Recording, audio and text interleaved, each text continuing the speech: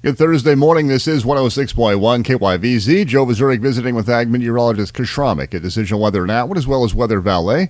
Chris, some rain last night across portions of the plains and a nice cool start to our early morning.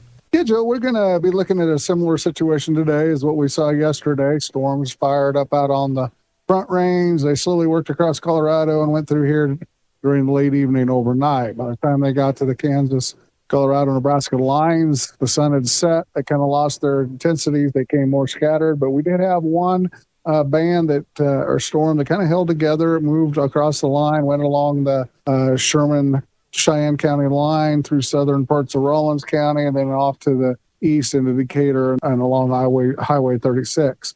As that activity moved further off to the east, it became more wider spread and is now in northeastern Kansas with some pretty good rainfall, where you got up to an inch or two being reported.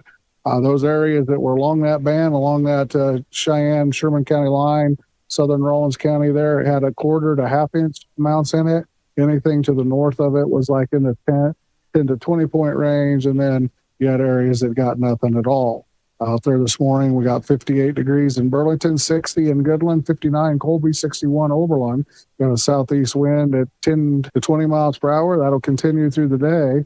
We are starting off a little cooler and less humid than we have been, but we do anticipate storms to fire out in Colorado again along the Front Range around that 3-4 p.m. Worked their way across that Kansas-Nebraska border around 7. And we got two areas to watch, the northeast Colorado and some in southeast Colorado that'll be moving east-northeast, and the northeast ones east-southeast, and they'll merge along I-70 and south. There'll be a little bit warmer, less clouds south of I-70. Temperatures will bounce up there into the upper 90s around 100.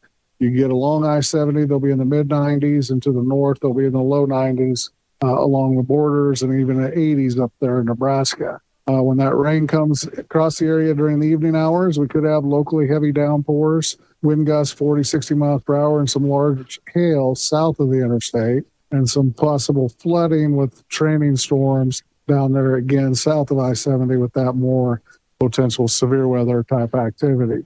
Once that moves off to the east after midnight, we'll see skies clear out. Overnight lows will drop into comfortable middle 60s.